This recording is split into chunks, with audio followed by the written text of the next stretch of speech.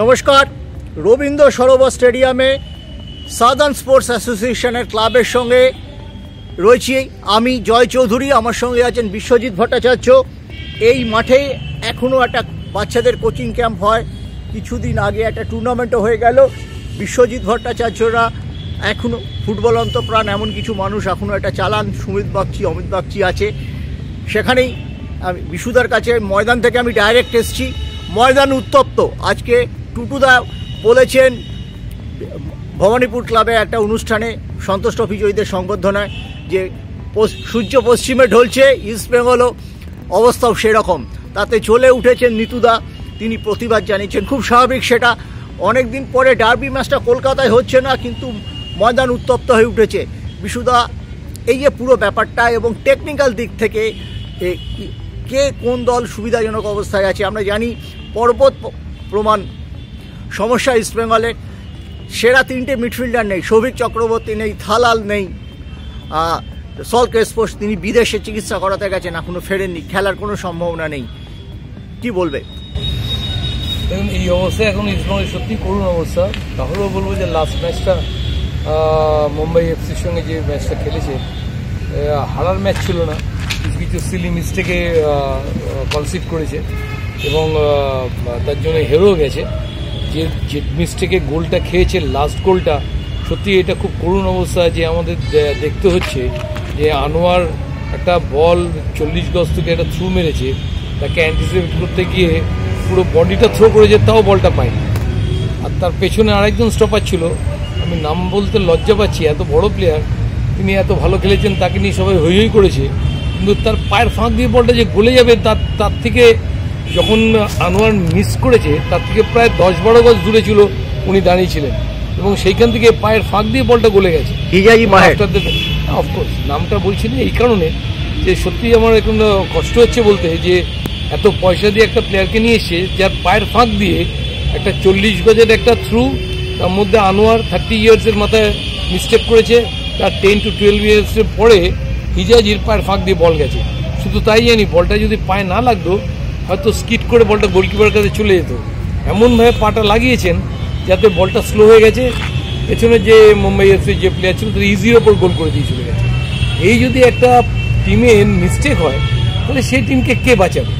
এবং সেই অবস্থায় মোহনবাগানের টুটু বসু যে কথাটা বলেছে, সত্যি এটা মোহনবাগান দর্শকদের খুব উল্লসিত করবে, কিন্তু সমতুল্য হচ্ছে একটা ইস্টবেঙ্গলের দর্শকদের খুব কষ্টের ব্যাপার যে একটা এরকম লিখতে হচ্ছে লাস্ট কয়েকটা ম্যাচ, বহু ম্যাচ, কন্টিনিউয়াসলি 10-15টা ম্যাচ কি তার থেকে বেশি ম্যাচ মোহনবাগানের কাছে, মাঝের একটা 5টা ম্যাচ বাদ দিলে হারতে হয়েছে।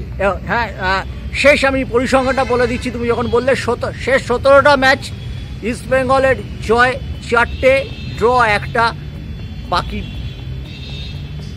ম্যাচগুলো মোহনবাগান জিতেছে। ন্যাচারালি সেই অবস্থায় 12টা ম্যাচ জিতেছে আউট অফ 17।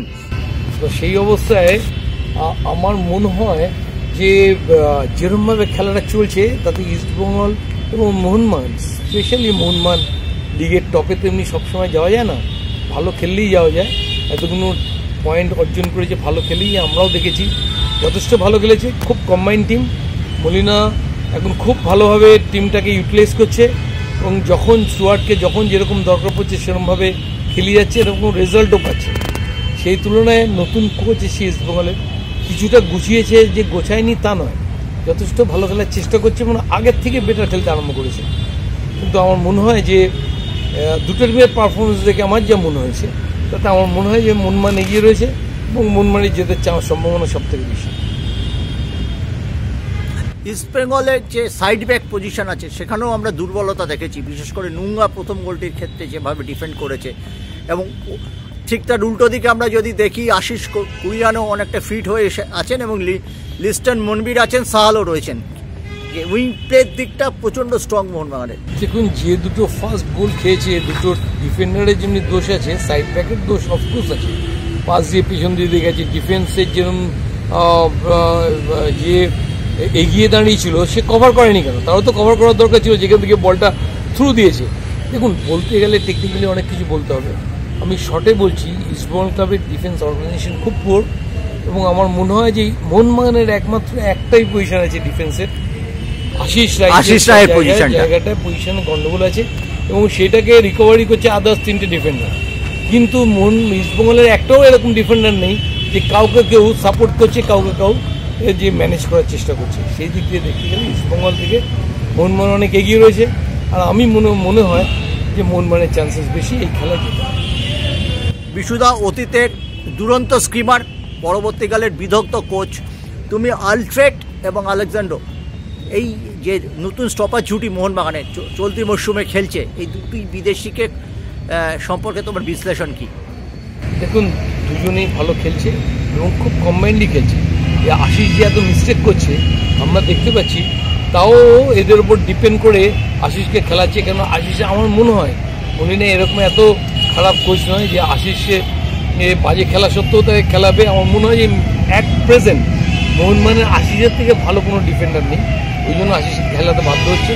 এবং এই ডিফেন্ডার এবং সাইড ব্যাক যারা আছে তারা যথেষ্ট ভালো রিকভারি করছে এবং এমন একটা কিছু বিপদে ফেলছে না। আশিসের যে দুর্বলতা আছে, এরা তিনজন যথেষ্ট ভালোভাবে ডিফেন্সটাকে অর্গানাইজ করছে। আমার মনে হয় যে আশিসের যে ভুলগুলো যেগুলো রেকটিফাই করা যায়, তাহলে মোহনবাগানের ডিফেন্সটাকে এই বছরে আমার মনে হয় না কোনো টিম আছে যে এই ডিফেন্সটাকে ব্রেক করবে। টেকনিক্যালি কি বিশুদা বলবেন যে আশিস রায় কি টার্গেট হওয়া উচিত, ওইখান থেকে আক্রমণগুলো তুলে আনা উচিত ইস্ট বেঙ্গলে? আশিস রায় টার্গেট করতে গেলে যে প্ল্যান অ্যান্ড প্রোগ্রাম দরকার আছে ইস্টবেঙ্গল ক্লাবে, যে প্লেয়ারের দরকার আছে সেই প্লেয়ার ওই টিমে নেই। এবং সেই প্লেয়ার যদি থাকতো তাহলে আমি বলতে পারতাম হ্যাঁ